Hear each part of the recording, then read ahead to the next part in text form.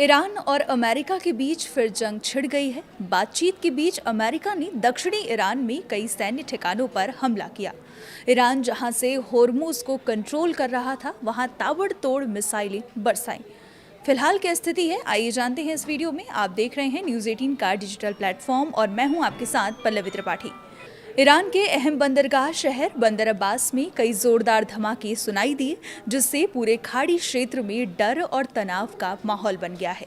अमेरिकी सेना ये कह रही है कि ये कार्रवाई आत्मरक्षा यानी सेल्फ डिफेंस में की गई, क्योंकि ईरान समर्थित गतिविधियों से उसके सैनिकों और युद्ध पोतों को खतरा बढ़ रहा था। मतलब हमले तो होंगे, लेकिन हमलों को लेकर स्टैंड नहीं लिया जाएगा। रिपोर्ट्स के मुताबिक अमेरिकी सेना ने उन जगहों को निशाना बनाया जहां से मिसाइल लॉन्च की जा सकती थी या जहां समुद्र में बारूदी सुरंगें बिछाने की तैयारी चल रही थी। अमेरिका का आरोप है कि ईरान होर्मुज स्ट्रेट के आसपास सैन्य दबाव बढ़ाकर अंतर्राष्ट्रीय जहाजों की आवाजाही को प्रभावित करना चाहता है। यही वजह है कि अमेरिकी नौसेना लगातार इस इलाके में अपनी मौजूदगी बढ़ा रही है। बंदर अब्बास ईरान का बहुत ज़रूरी समुद्री और सैन्य केंद्र माना जाता है। ये शहर होर्मुज के पास है।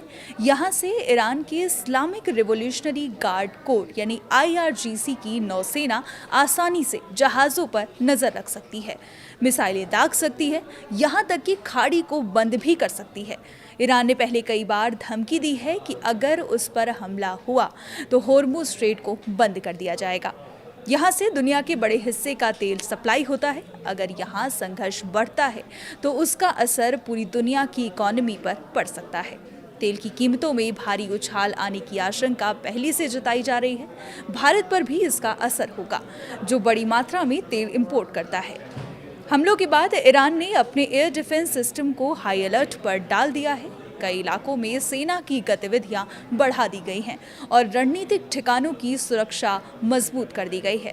वहीं दूसरी तरफ अमेरिका ने भी अपने युद्धपोतों और सैन्य विमानों को खाड़ी क्षेत्र में सक्रिय कर दिया है। इससे साफ संकेत मिल रहे हैं कि दोनों देश एक दूसरे पर जरा भी भरोसा करने को तैयार नहीं है। इस हमले से ठीक पहले अमेरिका के राष्ट्रपति डोनाल्ड ट्रंप ने ईरान के साथ शांति समझौते को लेकर धमकी दी थी। उन्होंने कहा था कि या तो ईरान के साथ अच्छी डील होगी या फिर कोई डील नहीं होगी, फिर से वापस युद्ध के मैदान में जाएंगे। जिसके बाद ये हमला होना कुछ ठीक नहीं लग रहा। इस पूरे घटनाक्रम के बीच कतर और कुछ अन्य खाड़ी देश मध्यस्थता की कोशिश कर रहे हैं ताकि हालात पूरी तरह युद्ध में न बदलें, लेकिन अब तक कोई ठोस समाधान सामने नहीं आया। एक्सपर्ट्स का मानना है कि अगर आने वाले दिनों में दोनों देशों ने संयम नहीं दिखाया तो ये संघर्ष पूरे पश्चिम एशिया को अस्थिर कर सकता है। दुनिया की नज़रें अब होर्मुज और बंदर अब्बास पर टिकी हुई हैं, क्योंकि यहाँ की हर हलचल वैश्विक राजनीति, तेल बाजार और अंतर्राष्ट्रीय सुरक्षा को सीधे प्रभावित कर सकती है। इस पर आप क्या सोचते हैं, कमेंट कर ज़रूर बताएं। फिलहाल के लिए इतना ही। देखते रहिए न्यूज़ 18।